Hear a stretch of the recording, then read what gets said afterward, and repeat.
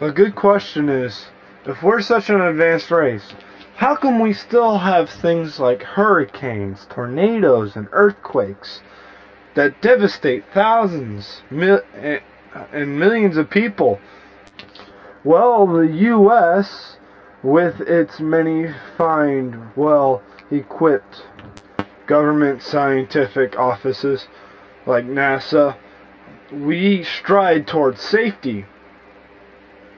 And since we're always on the cautious side to prevent things like fallout radiation from a leakage in some kind of storage tank or something of the manner, like when we first went up to the moon, and when the Germans tried to go to the moon, their USSR spaceship failed. They didn't mind having to lose astronauts in space and have people get killed over their failures. But we Americans strive to keep each of our citizens alive through each of our experiments. So we spend a lot of time talking, and we end up going through a lot of hypothetical stages before we even get anything done. But as to hurricanes and tornadoes, there has been some recent research that may prove that soon we may have a way to get rid of tornadoes, or at least take out the more dangerous and devastating ones. Now, with this new research, the focus is on taking the weakest point of the tornado and sort of throwing a wrench in the works of a clock. And a clock, the smallest cog, if you throw a wrench in it, that's going to be the biggest downfall, because they're all connected. And with the tornado, they wanted to do the same thing.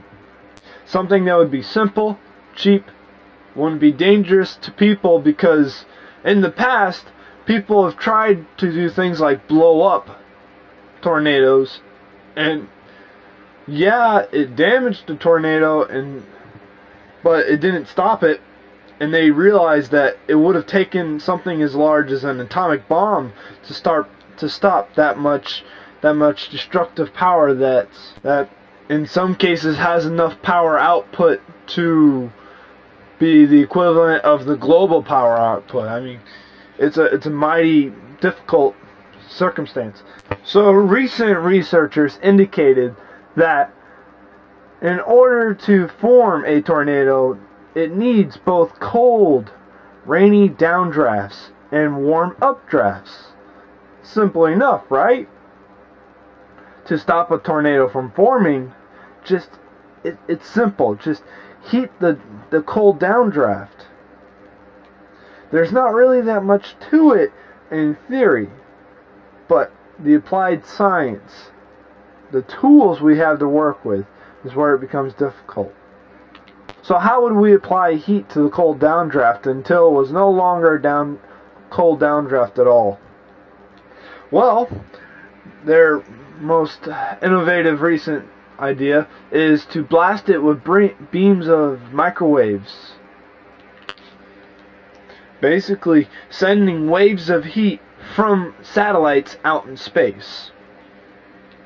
These satellites would already have been collecting solar energy that is transformed into these microwaves and beamed down to Earth, targeting these specific tornadoes in their weakest points.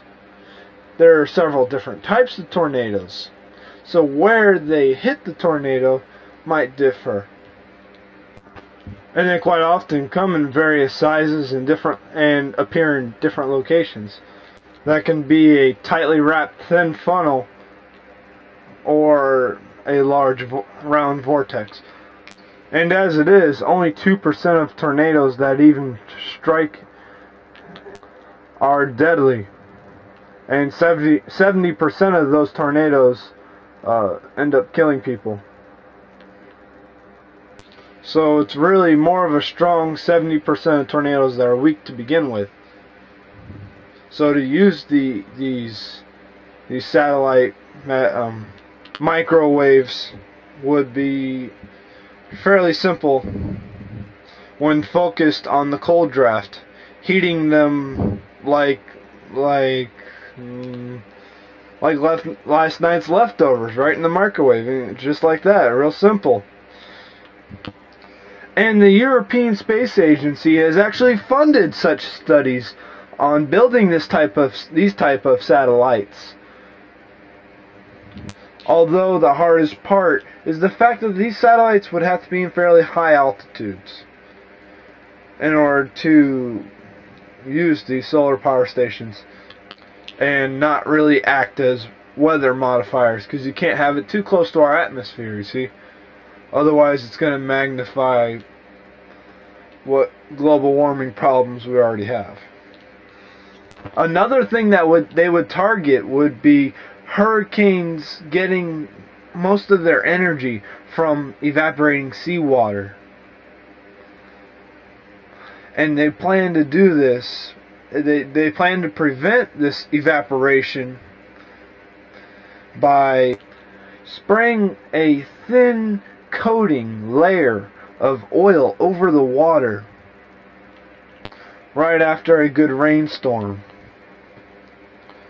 And this well, they say it would stop, but given the circumstances for when you could even do such a thing, like it would have to be after a big rainstorm, or it'd have to be over a lake, it would at least weaken them before they would come into harbors like Miami and start devastating.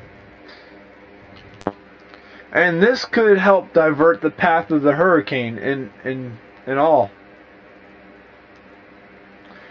And including this, they could also use the satellites to heat the atmosphere in front of the hurricane itself that has the tornadoes in it. Or if they want to go a different route, they're also thinking about having just a giant orbiting mirror that they could position wherever they needed to simply reflect the sun's energy, to push, literally push hurricanes away. And it sounds simple, but money, time. I mean, once I know that it's obvious that they're putting a lot of money as it is into the research, but if they just went ahead and started trying to build it, then not only would lives be in danger if it wasn't 100% safe, but also if it didn't meet any sort of regulation or it was missing something, it would be hundreds of thousands of dollars down the drain, and they'd have to start all over again. So it's better to measure twice and cut once than to have to do something over and over and over and waste easily 3 times as much money than you would have regularly. It's like gambling. Why gamble when you could just keep working and saving your money to get that new boat, rather than taking your money over to a casino and taking your chances? Hey, and you know what? This reminds me of the U.S. Department of Energy's National Laboratory, the Aragon thing. Researchers in the United States Department of a Energy Resources research facility, they have actually been using studies of hurricanes and tornadoes to try to think of a new way to use vortexes that are tightly wrapped, vortices, in nanotechnology. By observing the tornadoes and the way they control various elements using a simple force of pull. They thought of using this force of pull to control magnets. Now, in order to create a magnetic tornado, a small vortex that forms spontaneously, they had to look at how a vortex is formed. Now, even though these vortexes do not whirl like a meteorological tornado, but the atoms in the material, they do orient themselves in a circular manner that points either clockwise or counterclockwise, depending based on how they position the disk surface that it is placed on. The disk surface is part of the data stored bit, the bit of information. Now, any conventional computer memory is stored in these bits, and they all consist of magnetic elements that record data in binary form. When these elements are magnetized in the same direction, the computer reads the bit as 0. When magnetized in the opposite direction, the bit is represented as 1, given the binary code of 0101, 1100, etc. Now, rather than having all the bits dependent on each other as one unit, if they use these vortices,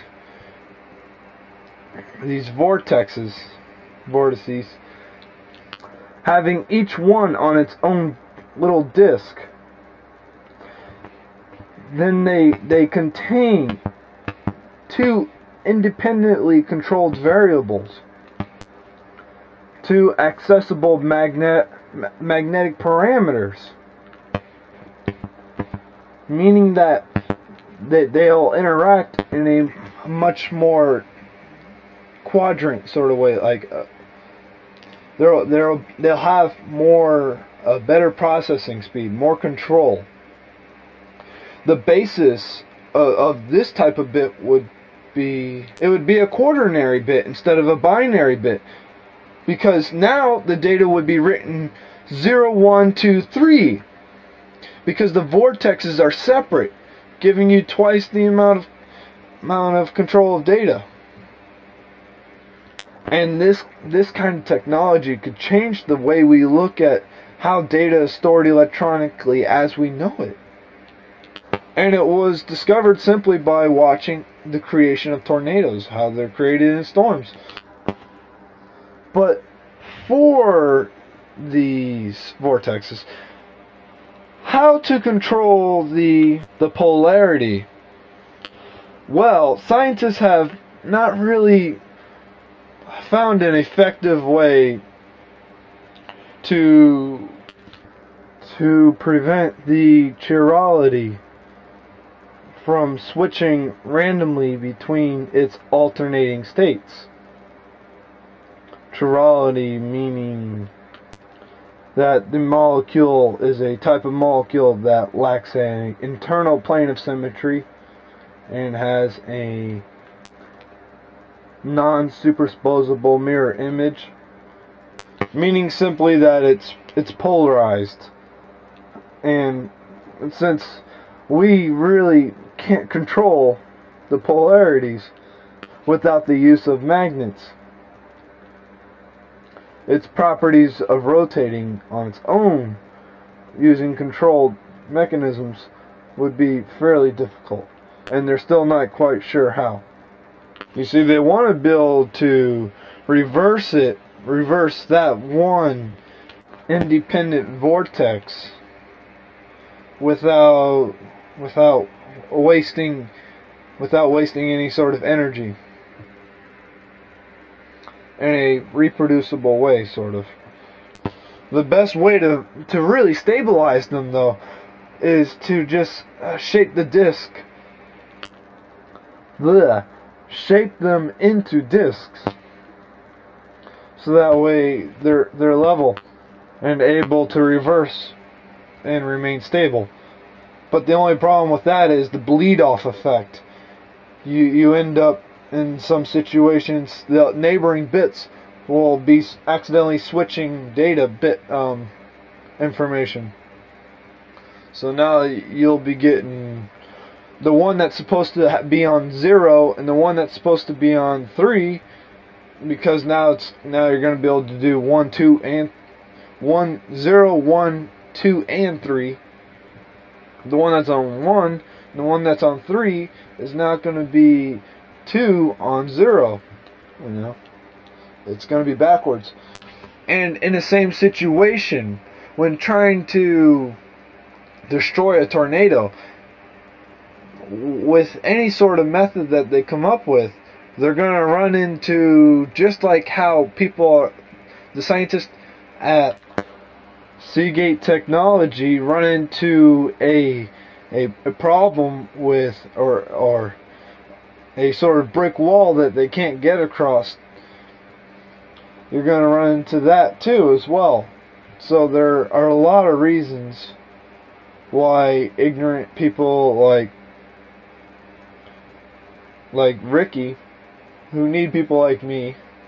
You know, I'm not saying being ignorant's a bad thing. He knows that there's a lot of stuff that he doesn't know about. Well, that's why I'm saying to him that there are difficult things that seem so easy that we could do that would stop disasters, that we just can't for several reasons. It's not a simple matter of just one thing. It's the combination of several things. It's not even in our budget to be doing these sort of things right now. We need to really get out of government involvement at all. The government needs to stop spending money. We need to let the people start to fill that hole with cash. They keep spending that hole that we keep throwing money in, spending on stuff that we don't need, or upping taxes without doing any of the public duties that they promise.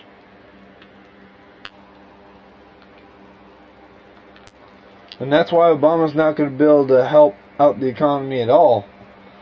Even if any of his acts get through, it'll take another 5 years for anything to really change. Even if anything works for him. And the research alone to collaborate and figure everything out costs so much money. You know, he's wasting it faster than we can make it.